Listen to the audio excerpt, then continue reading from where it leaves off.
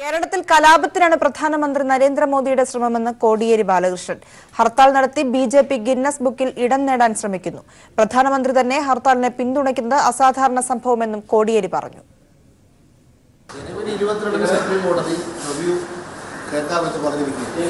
എല്ലാ അപേക്ഷകളും കേൾക്കാമെന്ന് സുപ്രീം കോടതി പറഞ്ഞിട്ടുണ്ട്. ജനുവരി 22 വരെ എങ്കിലും കാത്തിരിക്കാൻ ഇവർ തയ്യാറാണ്. അത് തയ്യാറാകാതെ സമരം നടത്തും, ഹർത്താൽ നടത്തും, സുപ്രീം കോടതി വിധി മാറണമെന്ന് പറഞ്ഞിട്ടുണ്ട്. ആരാണ് സുപ്രീം കോടതി വിധി ഹർത്താൽ നടത്തി മാറ്റി ചരിത്രമാണ്? ഇത് തന്നെ നിരർത്ഥകമായിട്ടുള്ള ആവശ്യങ്ങളാണ് ഹർത്താലിന് വേണ്ടി ഉന്നയിച്ചുകൊണ്ടിരിക്കുന്നത്. പ്രധാനമന്ത്രി തന്നെ ഹർത്താലിന് പിന്തുണ കൊടുക്കുന്ന സ്ഥിതി വന്നു. അതിന്റെ ഉദ്ദേശമാണ് വ്യക്തമാണ്.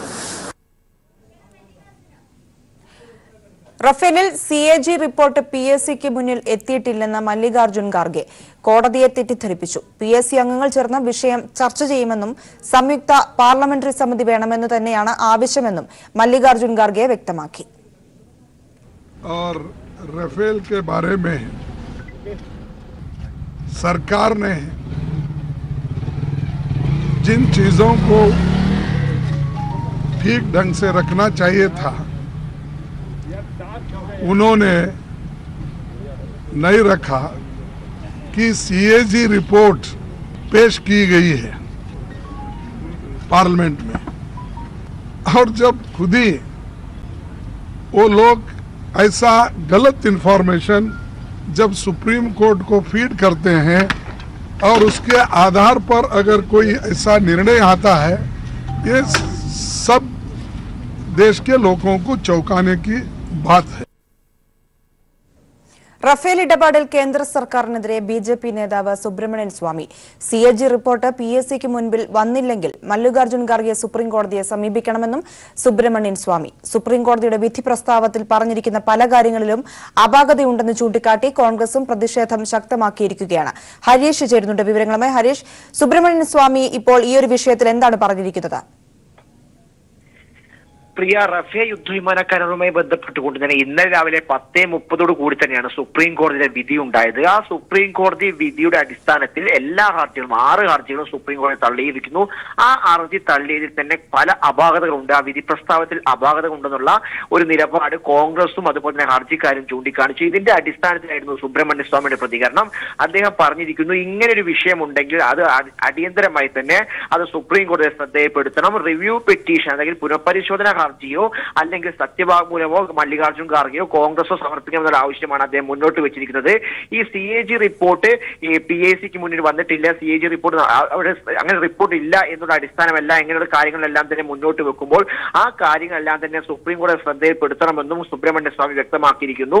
റഫേൽ യുദ്ധവിമാന കരാറുമായി ബന്ധപ്പെട്ട ഇടപാടിന്റെ CAG റിപ്പോർട്ട് PSCക്ക് മുന്നിൽ എത്തിയിട്ടില്ലെന്ന് ആവർത്തിക്കുകയാണ് മല്ലികാർജുൻ ഖാർഗെ. കോൺഗ്രസും അതേ നിലപാടിൽ തന്നെ ഉറച്ചു നിൽക്കുന്നു. തെളിവുകളുടെ അടിസ്ഥാനത്തിൽ മുന്നോട്ട് പോകുന്ന സുപ്രീം കോടതിയെ കേന്ദ്ര സർക്കാർ തെറ്റിദ്ധരിപ്പിക്കുകയായിരുന്നു ചെയ്തുവെന്നാണ് കോൺഗ്രസ് ആരോപിച്ചിരിക്കുന്നത്. സുപ്രീം കോടതിയിൽ അടിയന്തരമായി പുനഃപരിശോധന ഹർജി ഫയൽ ചെയ്യുമെന്ന് ഹർജിക്കാർ എന്തായാലും വ്യക്തമാക്കിയിട്ടുണ്ട്. ഇടപാടിന്റെ വിലവിവരം കേന്ദ്ര സർക്കാർ CAGയുമായി പങ്കുവച്ചിട്ടുണ്ടെന്നും അതുപോലെ തന്നെ CAG റിപ്പോർട്ട് പാർലമെന്റിന്റെ പബ്ലിക് അക്കൗണ്ട്സ് കമ്മിറ്റി പരിശോധിച്ചിട്ടുണ്ടെന്നുമാണ് വിധിന്യായത്തിന്റെ 25ാമത്തെ പാരഗ്രാഫിൽ പറയുന്നത്.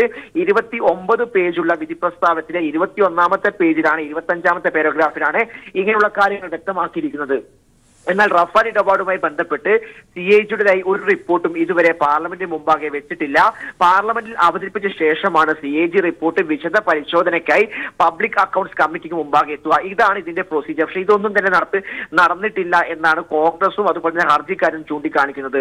റിപ്പോർട്ട് ഇതുവരെ പബ്ലിക് അക്കൗണ്ട്സ് കമ്മിറ്റിക്ക് മുമ്പാകെ എത്തിയിട്ടില്ലെന്ന് PSCയുടെ അധ്യക്ഷനായ മല്ലികാർജുൻ ഖാർഗെ ഇപ്പോഴും ഉറപ്പിച്ചു പറയുന്നു. ഇന്നലെ വൈകുന്നേരത്ത് കൂടി തന്നെ രാഹുൽ ഗാന്ധിയോടൊപ്പം പത്രസമ്മേളനം നടത്തിയ മല്ലികാർജുൻ ഖാർഗെ ഇന്ന് രാവിലെയും പത്രസമ്മേളനം നടത്തി വിശദമായി തന്നെ ഇതിനെക്കുറിച്ച് കാര്യങ്ങൾ വ്യക്തമാക്കുന്നു. ഇങ്ങനെ റിപ്പോർട്ട് PSCയുടെ മുന്നിൽ വന്നിട്ടില്ല. PSCയുടെ മുന്നിൽ ഇങ്ങനെ റിപ്പോർട്ട് വന്നിട്ടുണ്ടെങ്കിൽ അധ്യക്ഷനായിരിക്കുന്ന മല്ലികാർജുൻ ഖാർഗെ അദ്ദേഹം അറിയാതിരിക്കുകയില്ല എന്നത് വസ്തുതാപരമായ കാര്യം തന്നെയാണ്.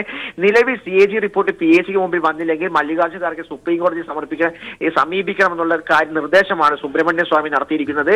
അനിൽ അംബാനിയുടെ റിലയൻസിനെയും മുകേഷ് അംബാനി റിലയൻസിനെയും ഒരേ കമ്പനിയാണ് വിധിന്യായത്തിലെ 32ാമത്തെ പാരഗ്രാഫിൽ നിരീക്ഷിച്ചിരിക്കുന്നത് സുപ്രീം കോടതി. എന്നാൽ 2015 ഏപ്രിൽ റഫേലുമായി മോദി കരാർ ഒപ്പിട്ടതിന് പിന്നാലെയാണ് റിലയൻസ് എയറോസ്ട്രക്ചർ എന്ന കമ്പനി അംബാനി രൂപപ്പെടുത്തിയിരിക്കുന്നത്. എന്നാൽ 2012 ദസോൾട്ട് ഏവിയേഷൻ ചർച്ചകൾ നടത്തിയതിന് മുകേഷ് അംബാനിയുടെ റിലയൻസ് ഇൻഡസ്ട്രീസുമായിട്ടാണ് നടത്തിയത്. എന്നാൽ മാതൃ കമ്പനിയായ റിലയൻസുമായി 2012 മുതൽ റഫേൽ വിമാന നിർമ്മാതാക്കളായ ദസോൾട്ട് ഏവിയേഷൻ ചർച്ചകൾ ഏർപ്പെട്ടു വരുന്നതായി പത്രക്കുറിപ്പിൽ നിന്ന് ബോധ്യപ്പെട്ടു എന്നാണ് വിധിന്യായത്തിൽ ചീഫ് ജസ്റ്റിസ് അടങ്ങിയ ബെഞ്ച് പ്രസ്താവിച്ചിരിക്കുന്നത്. പക്ഷേ ഇത് തെറ്റായ രീതിയാണ്. ആരാണ് സുപ്രീം കോടതി ഇങ്ങനെ രീതിയിൽ കബളിപ്പിച്ചിരിക്കുന്നതെന്നാണ് കോൺഗ്രസും ഈ ഹർജിക്കാരായിരിക്കുന്ന 6 പേരും ചൂണ്ടിക്കാണിക്കുന്നത്. എന്തടിസ്ഥാനത്തിലാണ് കേന്ദ്ര സർക്കാർ ഇങ്ങനെ ഒരു നിലപാട് സ്വീകരിച്ചിരുന്നെന്നും അവർ ചോദിക്കുന്നു. ഗുരുതരമായ പിഴവുകളോടെയാണ് കോടതി ഉത്തരവുണ്ടായിരിക്കുന്നത്. അത് ഞെട്ടിപ്പിക്കുന്നതാണെന്നും നിരാശാജനകമാണെന്ന് തന്നെയാണ് ഹർജിക്കാരായ പ്രശാന്ത് ഭൂഷണും യശ്വന്ത് സിൻഹയും അരുൺ ഷൂയും അടക്കമുള്ള എല്ലാവരും പറയുന്നത്. എന്തായാലും ഈ പറയുന്ന വിഷയത്തിൽ കേന്ദ്ര സർക്കാർ മുദ്രവെച്ച കവറിൽ സർക്കാർ കോടതിക്ക് കൈമാറിയ രേഖയെ അടിസ്ഥാനത്തിലായിരിക്കും ഈ പറയുന്ന റിപ്പോർട്ട് അല്ലെങ്കിൽ ഈ വിധി പ്രസ്താവം സുപ്രീം കോടതി നടത്തിയിട്ടുണ്ടാവുക. ആ മുദ്ര വെച്ച കവറിൽ നൽകിയതിലാണ് ഇത്രയും തെറ്റായ രീതിയിലുള്ള വിശദീകരണങ്ങൾ കേന്ദ്ര സർക്കാർ നൽകിയിട്ടുണ്ട് എന്നാണ് കോൺഗ്രസും അതുപോലെ തന്നെ ഹർജിക്കാരും ആരോപിക്കുന്നത്. ഇന്ത്യൻ നീതിപീഠത്തെ പരമോന്നത നീതിപീഠത്തെയാണ് ഈ പറഞ്ഞ കേന്ദ്ര സർക്കാർ കബളിപ്പിച്ചത്. എന്നാൽ ഈ വിഷയത്തിൽ ഇന്നലെ രവിശങ്കർ പ്രസാദ് രാഹുൽ ഗാന്ധി പത്രസമ്മേളനം നടത്തിയതിനു ശേഷം തന്നെ രവിശങ്കർ പ്രസാദ് പത്രസമ്മേളനം നടത്തിയെങ്കിലും ഈ വിഷയം ചൂണ്ടിക്കാണിച്ച് ചോദ്യം ചോദിച്ചപ്പോൾ അദ്ദേഹം പ്രതികരിച്ചില്ല. അദ്ദേഹം പിന്നെ ചോദ്യം പിന്നെയും തുടർന്നപ്പോഴാണ് അദ്ദേഹം റഫേലിൽ പ്രതിഷേധം ശക്തമാക്കി പ്രതിപക്ഷം. ഒപ്പം തന്നെ ഇപ്പോൾ സുബ്രഹ്മണ്യ സ്വാമിയും പ്രതിപക്ഷത്തെ അനുകൂലിച്ചുകൊണ്ട് രംഗത്ത് എത്തിയിരിക്കുകയാണ്. ഹരീഷ് തുടരുക. മറ്റൊരു വാർത്തയുടെ വിശദാംശങ്ങൾ കൂടി അറിയേണ്ടതുണ്ട്. സൊറാംതാംഗ മിസോറാം മുഖ്യമന്ത്രിയായി സത്യപ്രതിജ്ഞ ചെയ്തിരിക്കുകയാണ്. 3ാം തവണയാണ് സൊറാംതാംഗ മിസോറാം മുഖ്യമന്ത്രിയാകുന്നത്. ഇതിന്റെ കൂടി വിശദാംശങ്ങൾ. ഉച്ചയ്ക്ക് 12 മണിക്ക് ഐസ്വാളിലെ ഗവർണറുടെ വസതിയിൽ വെച്ചായിരുന്നു, രാജ്ഭവനിൽ വെച്ചായിരുന്നു സത്യപ്രതിജ്ഞാ ചടങ്ങ്. മിസോ നാഷണൽ ഫ്രണ്ട് നേതാവ് സൊറാംതാംഗ മിസോറാം മുഖ്യമന്ത്രിയെ അധികാരമേറ്റിരിക്കുന്നു. 84 വയസ്സുകാരനായ സൊറാംതാംഗ 3ാം തവണയാണ് മിസോറാം മുഖ്യമന്ത്രിയാവുന്നത്. കുമ്മനം രാജശേഖരൻ സൊറാംതാംഗയ്ക്ക് സത്യപ്രതിജ്ഞാ വാചകം ചൊല്ലിക്കൊടുത്തു. ഉപമുഖ്യമന്ത്രി തൻലൂയെയും സത്യപ്രതിജ്ഞ ചെയ്തിരിക്കുന്നു. അദ്ദേഹം അധികാരത്തിലേറിയിരിക്കുകയാണ്. 40 സീറ്റുകളിൽ 26 സീറ്റ് നേടിയാണ് MNF അധികാരത്തിൽ കയറുന്നത്. കഴിഞ്ഞ ബുധനാഴ്ചയാണ് സർക്കാർ രൂപീകരിക്കാൻ MNF-നെ ഗവർണർ ഔദ്യോഗികമായി ക്ഷണിച്ചത്. തുയിക്കും മണ്ഡലത്തിൽ നിന്ന് വിജയിച്ച ലാൽറി നൌമയെ പ്രോംടൈം സ്പീക്കറായി നിയമിച്ചുകൊണ്ടുള്ള ഉത്തരവും ഇറങ്ങിയിരിക്കുന്നു. നിലവിൽ ഈ വരുന്ന ചൊവ്വാഴ്ച ആദ്യ ക്യാബിനറ്റ് ആദ്യ നിയമസഭാ സമ്മേളനം ചേരാൻ വേണ്ടിയാണ് തീരുമാനിച്ചത്. അന്ന് ബാക്കിയുള്ള MLA-മാരെല്ലാവരും തന്നെ സത്യപ്രതിജ്ഞ ചെയ്യും. 3 ദിവസം നീണ്ടു നിൽക്കുന്ന നിയമസഭാ സമ്മേളനം നടത്താൻ വേണ്ടിയാണ് തീരുമാനിച്ചിരിക്കുന്നതെന്നാണ് പറയുന്നത്. 3 അല്ലെങ്കിൽ 4 ദിവസവും ആവും. അതിന്റെ ഔദ്യോഗിക പ്രഖ്യാപനങ്ങൾ വന്നിട്ടില്ല. എന്തായാലും ചൊവ്വാഴ്ച ഈ പറയുന്ന ക്യാബിനറ്റ് സമ്മേളനം അത് നിയമസഭാ സമ്മേളനം ചേരുമെന്ന് സൊറാംതാംഗ അറിയിച്ചിരിക്കുകയാണ്. എന്തായാലും 40 അംഗ മണ്ഡലത്തിൽ 26 സീറ്റുകൾ നേടി വ്യക്തമായ കേവല ഭൂരിപക്ഷം നേടിക്കൊണ്ടാണ് MNF അധികാരത്തിൽ കയറുന്നത്. BJP-ക്ക് ആകെ ലഭിച്ചത് 1 സീറ്റ് മാത്രമാണ്. ആദ്യമായി അക്കൗണ്ട് തുറക്കാൻ പറ്റിയെന്നുള്ള ഒരു സന്തോഷം മാത്രമേ BJP-ക്ക് മിസോറാമിലുള്ളൂ. ബാക്കി കോൺഗ്രസിന്റെ കാര്യത്തിലേക്ക് പോയി കഴിഞ്ഞാൽ വ്യക്തമായി തന്നെ 40 മണ്ഡലങ്ങളിൽ വെച്ച് കഴിഞ്ഞാൽ 5 സീറ്റുകൾ മാത്രമാണ് കോൺഗ്രസിന് ലഭിച്ചത്. കഴിഞ്ഞ തവണ 34 സീറ്റുകൾ ഉണ്ടായിരുന്ന കോൺഗ്രസിന് അത് ഇത്തവണ 5 സീറ്റിലേക്ക് കൂപ്പുകുത്തുന്ന സാഹചര്യം ഉണ്ടായിരിക്കുന്നു. പല സംസ്ഥാനങ്ങളിലും ഉന്നത വിജയം, രാജസ്ഥാനിൽ നല്ല വിജയം കൈവരിച്ചു എന്ന് പറയുമ്പോഴും മധ്യപ്രദേശിൽ വിജയം കൈവരിച്ചു എന്ന് പറയുമ്പോഴും പക്ഷേ വ്യക്തമായി തന്നെ ഈ പറയുന്ന മിസോറാമിൽ ഉണ്ടായിരുന്ന കേവല ഭൂരിപക്ഷം എല്ലാം നശിച്ച് 5 സീറ്റിലേക്ക് ഒതുങ്ങുന്ന ഘട്ടമാണ് ഈ പറയുന്ന കോൺഗ്രസിന് ഉണ്ടായത്. അത് വലിയ ചർച്ചയാകേണ്ട വിഷയമാണ്. ഈ വിഷയങ്ങളിലെല്ലാം ചർച്ച ചെയ്യുന്ന രാഹുൽ ഗാന്ധി വ്യക്തമാക്കിയിട്ടുമുണ്ട്. നിലവിൽ BJP-ക്ക് 1 സീറ്റ് മാത്രമാണ് ലഭിച്ചത്. എന്തായാലും സത്യപ്രതിജ്ഞാ ചടങ്ങുകൾ അവസാനിച്ചിരിക്കുന്നു. മിസോറാം ഗവർണർ കുമ്മനം രാജശേഖരനാണ് സത്യവാചകം ചൊല്ലിക്കൊടുത്തത്. ഈ വരുന്ന ചൊവ്വാഴ്ചയോട് കൂടി തന്നെ ആദ്യ സമ്മേളനം ആരംഭിക്കുമെന്നാണ് സൊറാംതാംഗ വ്യക്തമാക്കിയിരിക്കുന്നത്. 84 വയസ്സുകാരനായ സൊറാംതാംഗ 3ാം തവണയാണ് എന്തായാലും മിസോറാമിലെ മുഖ്യമന്ത്രിയെ സത്യപ്രതിജ്ഞ ചെയ്യുന്നത്. ശരി, മിസോറാം മുഖ്യമന്ത്രിയായി സൊറാംതാംഗ സത്യപ്രതിജ്ഞ ചെയ്തിരിക്കുന്നു. വിവരങ്ങളാണ് ഹരീഷ് നൽകിയത്. ഛത്തീസ്ഗഡിൽ മുഖ്യമന്ത്രി പ്രഖ്യാപനം ഇന്നുണ്ടാകും. മുഖ്യമന്ത്രി സ്ഥാനത്തേക്ക് പരിഗണിക്കപ്പെടുന്ന TS സിംഗ്ദേവ്, തമ്രധ്വജ് സാഹു, ഭൂപേഷ് ബാഗേൽ, ചരൺദാസ് മഹന്ത് എന്നിവരുമായി സോണിയാഗാന്ധിയും രാഹുൽ ഗാന്ധിയും ചർച്ച നടത്തി. വൈകുന്നേരം 5 മണിക്ക് റായ്പൂരിൽ ചേരുന്ന കോൺഗ്രസ് നിയമസഭാ കക്ഷി യോഗത്തിന് ശേഷം ഔദ്യോഗിക പ്രഖ്യാപനമുണ്ടാകുമെന്ന് AICC നിരീക്ഷകൻ PL പൂനിയ പറഞ്ഞു. 18-ാം തീയതിയായിരിക്കും ഛത്തീസ്ഗഡിൽ പുതിയ സർക്കാർ അധികാരമേൽക്കുക എന്നും കോൺഗ്രസ് നേതാക്കൾ വ്യക്തമാക്കി. CPIM കേന്ദ്ര കമ്മിറ്റി യോഗം ദില്ലിയിൽ ആരംഭിച്ചു. ഇന്നും നാളെയുമാണ് കേന്ദ്ര കമ്മിറ്റി യോഗം ചേരുക. നിയമസഭാ തെരഞ്ഞെടുപ്പ് ഫലങ്ങളും രാജ്യത്തെ രാഷ്ട്രീയ സംഭവ വികാസങ്ങളും യോഗം വിലയിരുത്തും. നരേന്ദ്രമോദി സർക്കാരിനെതിരായ പ്രക്ഷോഭ പരിപാടികൾ കൂടുതൽ ശക്തിപ്പെടുത്തുന്നതിനെക്കുറിച്ചും യോഗം ചർച്ച ചെയ്യും. രാഹുൽ ഈശ്വറിന്റെ ജാമ്യം കോടതി റദ്ദാക്കി. ജാമ്യവ്യവസ്ഥകൾ പാലിക്കാത്തതിനെ തുടർന്നാണ് ജാമ്യം റദ്ദാക്കിയത്. ശബരിമലയിലെ യുവതീ പ്രവേശനവുമായി ബന്ധപ്പെട്ട് പമ്പ, നിലയ്ക്കൽ എന്നിവിടങ്ങളിൽ ഉണ്ടായ അക്രമ സംഭവങ്ങളുടെ പേരിലാണ് രാഹുൽ ഈശ്വറിനെ അറസ്റ്റ് ചെയ്തത്. വിവരങ്ങളുമായി ഗീവർഗീസ് ചേരുകയാണ്. ഗീവർഗീസ്, രാഹുൽ ഈശ്വറിന്റെ ജാമ്യം കോടതി റദ്ദാക്കിയിരിക്കുകയാണ്. ഇതിന് കാരണമായി കോടതി പറഞ്ഞ കാര്യങ്ങൾ എന്തൊക്കെയാണ്?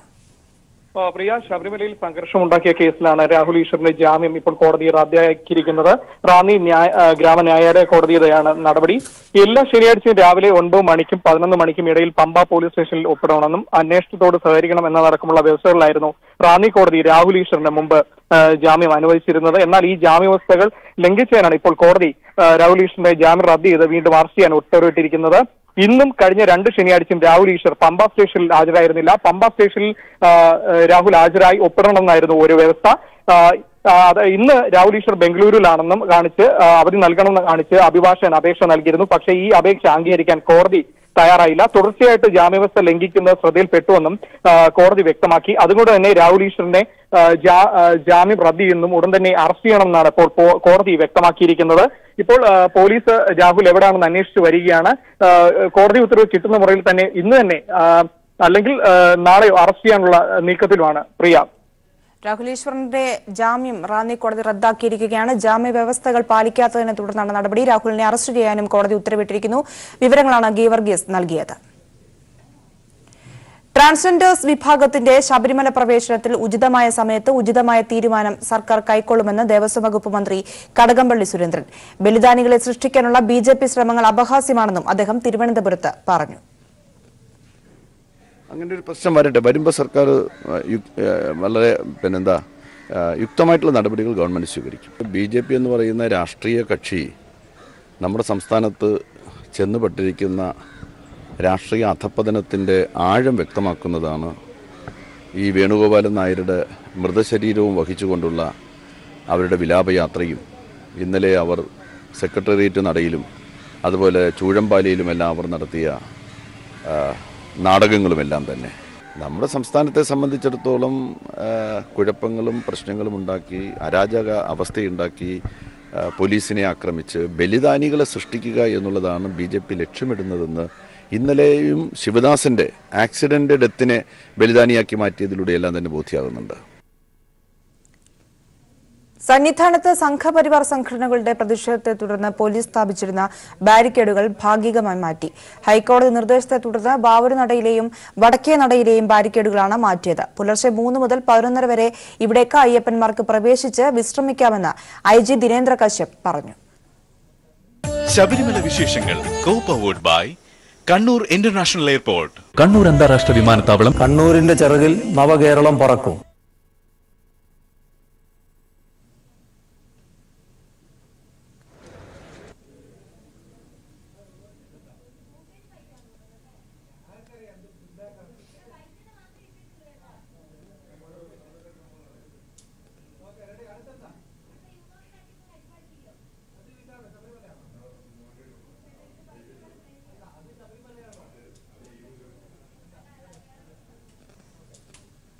സ്ത്രീകൾക്കെതിരെ നഗ്നത പ്രദർശിപ്പിച്ചതിനും സാമ്പത്തിക തട്ടിപ്പ് നടത്തിയതിനും യുവമോർച്ച നേതാവിനെതിരെ പരാതി. ഹരിപ്പാട് സ്വദേശി ഹർഷനെതിരെയാണ് പരാതി. കായംകുളം പോലീസിനാണ് പരാതി നൽകിയിരിക്കുന്നത്. ഇത്തരം പരാതികൾ വന്നതോടെ ഇയാളെ BJPയിൽ നിന്ന് നേരത്തെ ഒഴിവാക്കിയിരുന്നു. തെറ്റായ മെഡിക്കൽ റിപ്പോർട്ടിന്റെ അടിസ്ഥാനത്തിൽ വിദേശ ജോലി നഷ്ടപ്പെട്ട കായംകുളം സ്വദേശിക്ക് നഷ്ടപരിഹാരം വാങ്ങി നൽകാമെന്ന് പറഞ്ഞ് സ്വകാര്യ ലാബിൽ നിന്നും ലക്ഷങ്ങൾ തട്ടിയെടുത്ത യുവമോർച്ച നേതാവിനെതിരെയാണ് പോലീസ് കേസെടുത്തിരിക്കുന്നത്. കായംകുളം DYSPയുടെ നേതൃത്വത്തിലുള്ള പോലീസിനാണ് പരാതി ലഭിച്ചത്. ഹരിപ്പാട് സ്വദേശി ഹർഷൻ എന്ന യുവ നേതാവാണ് എറണാകുളത്തെ സ്വകാര്യ ലാബുകാരെ ഭീഷണിപ്പെടുത്തി 30 ലക്ഷത്തോളം രൂപ തട്ടിയെടുത്തതായി ഇപ്പോൾ പരാതി വന്നിരിക്കുന്നത്. ഹൈന്ദവ സംഘടനാ നേതാവ് എന്ന പേരിലായിരുന്നു ഭീഷണി. സ്ത്രീകളോട് അപമര്യാദയായി പെരുമാറിയതിനും സാമ്പത്തിക തട്ടിപ്പുകൾ നടത്തിയതിനുമെതിരെ ഇയാളെ BJPയിൽ നിന്നും യുവമോർച്ചയിൽ നിന്നും പുറത്താക്കിയിരുന്നു. അതിനുശേഷം ശബരിമല സേവാ സംഘം എന്ന പേരിൽ ഇയാൾ സമരം നടത്തി വരികയാണ്. കഴിഞ്ഞ ദിവസം സന്നിധാനത്ത് നടന്ന സമരത്തിലും ഇയാളാണ് നേതൃത്വം നൽകിയത്. ഹരിപ്പാട്ടെ പാർട്ടി പ്രവർത്തകർക്കിടയിലും പുറത്തുമുള്ള ചില വീട്ടമ്മമാർക്കെതിരെ സോഷ്യൽ മീഡിയയിലൂടെ അശ്ലീല സംഭാഷണങ്ങളും നഗ്നചിത്രങ്ങളും അയച്ചു കൊടുത്തതായും ഇയാൾക്കെതിരെ പരാതി ഉയർന്നു വന്നിട്ടുണ്ട്. ഇത്തരത്തിൽ നിരവധി പരാതികളാണിപ്പോൾ ഹർഷനെതിരെ ഹരിപ്പാട് നിന്നും ഉയർന്നു വരുന്നത്. Shajahan, news bureau, Alappuzha.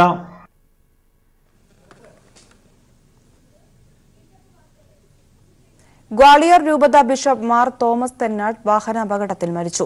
രൂപതയുടെ കീഴിലുള്ള സ്കൂളിലെ വാർഷികാഘോഷ പരിപാടികളിൽ പങ്കെടുത്തതിനു ശേഷം തിരികെ ബിഷപ്പ് ഹൌസിലേക്ക് പോകുന്ന വഴിയാണ് അപകടമുണ്ടായത്. ഉടൻ തന്നെ ആശുപത്രിയിലെത്തിച്ചെങ്കിലും മരണം സംഭവിക്കുകയായിരുന്നു.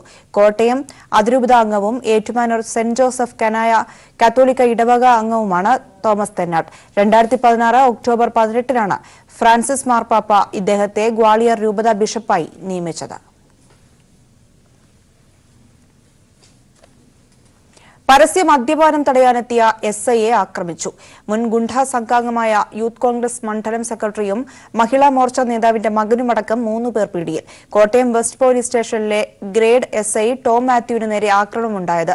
സംഭവത്തിൽ യൂത്ത് കോൺഗ്രസ് കോട്ടയം മണ്ഡലം സെക്രട്ടറിയും മൂലേടം സ്വദേശിയുമായ മുഹമ്മദ് ഷെരീഫ്, മഹിളാ മോർച്ച ജില്ലാ ഭാരവാഹിയുടെ മകനും വേളൂർ വാഴേപ്പറമ്പ് പനക്കച്ചിറ വീട്ടിൽ അരുൺ മോഹൻ, കിളിരൂർ നൌഷാദ് മൻസിലിൽ നിഷാദ് എന്നിവരെയുമാണ് പോലീസ് അറസ്റ്റ് ചെയ്തിരിക്കുന്നത്. പോലീസ് വാഹനത്തിലേക്ക് ഇടിച്ചു കയറ്റാൻ ശ്രമിച്ച കാർ കസ്റ്റഡിയിലെടുത്തിട്ടുണ്ട്. പ്രതികളെ ഉച്ചയ്ക്ക് 2 മണിക്ക് കോടതിയിൽ ഹാജരാക്കും.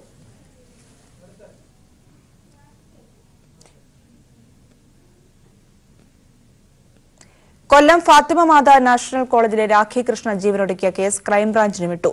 രാഖിയുടെ പിതാവ് മുഖ്യമന്ത്രിക്ക് നൽകിയ പരാതിയിലാണ് നടപടി.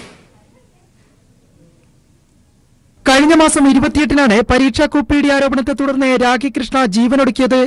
സംഭവത്തിൽ പോലീസ് അന്വേഷണം തുടരുന്നതിനിടെയാണ് രാഖിയുടെ പിതാവ് രാധാകൃഷ്ണൻ പ്രത്യേക ടീമിനെ കൊണ്ട് അന്വേഷിപ്പിക്കണമെന്നാവശ്യപ്പെട്ട് നൌഷാദ് എംഎൽഎയ്ക്കൊപ്പം മുഖ്യമന്ത്രിയെ കണ്ട് പരാതി നൽകുന്നത്. ഈ പരാതിയുടെ അടിസ്ഥാനത്തിലാണ് മുഖ്യമന്ത്രിയുടെ നിർദ്ദേശപ്രകാരം DGP കേസന്വേഷണം കൊല്ലം സിറ്റി ക്രൈംബ്രാഞ്ചിനെ കൈമാറിയത്.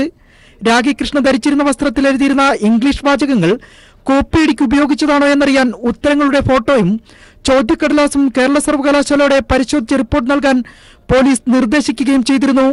കൂടാതെ രാഖി കൃഷ്ണയെ മാനസികമായി പീഡിപ്പിച്ചുവെന്ന പരാതിയും സഹപാഠികളുടെ മൊഴിയും പോലീസ് അന്വേഷിക്കുന്നതിന്റെ ഭാഗമായി 20-ലധികം വിദ്യാർത്ഥികളുടെ മൊഴിയും പോലീസ് രേഖപ്പെടുത്തിയിരുന്നു. ഇതെല്ലാം ഉൾപ്പെട്ട കേസ് ഫയൽ പോലീസ് സിറ്റി ക്രൈംബ്രാഞ്ചിനെ കൈമാറി. ന്യൂസ് ബ്യൂറോ, കൊല്ലം.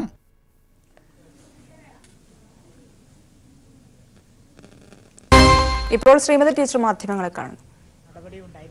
ഈ നടപടിക്ക് ശേഷം പിന്നീട് എന്തെങ്കിലും ഉണ്ടായിട്ടുള്ള കാര്യമൊന്നും എനിക്ക് എന്നെ സംബന്ധിച്ച് അറിയാനോ അല്ലെങ്കിൽ ഞാൻ ചോദിച്ചിട്ടുമില്ല, എന്നോടാരും പറഞ്ഞിട്ടുമില്ല.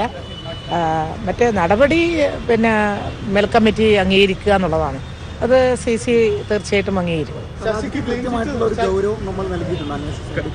ഇല്ല, ഞാൻ പറയേണ്ട കാര്യങ്ങൾ നിങ്ങളോട് പറഞ്ഞു കഴിഞ്ഞു. ഞാൻ നിങ്ങളോട് മലയാളത്തിലാണ് ഇത്രയും സമയം സംസാരിച്ചത് അല്ലേ?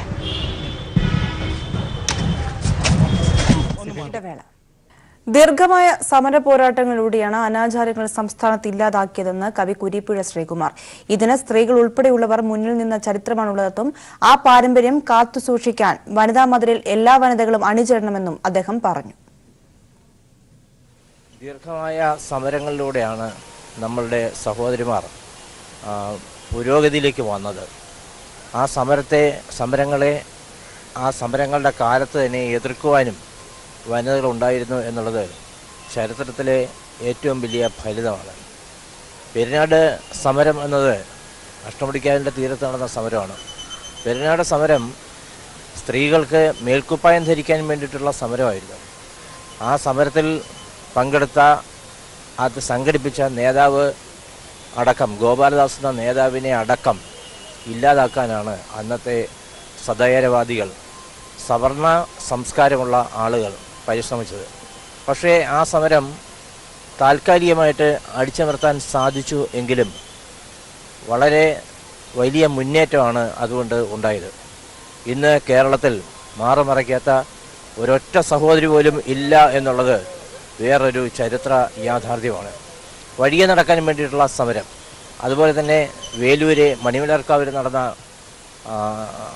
താലപ്പൊലി ആയിട്ട് ബന്ധപ്പെട്ട സമരം. കേരളത്തിലെ പുരോഗമന ബോധമുള്ള അഭിമാനമുള്ള എല്ലാ സഹോദരിമാരും ഈ വനിതാ മതിലിൽ പങ്കെടുത്ത് തങ്ങളുടെ അഭിമാനം ഉയർത്തിക്കാട്ടണം എന്ന് അവരുടെ സ്വാതന്ത്ര്യം ഇഷ്ടപ്പെടുന്ന ഒരു കവിതയെഴുത്തുകാരൻ എന്നുള്ള നിലയ്ക്ക് എനിക്ക് അഭിപ്രായമുണ്ട്.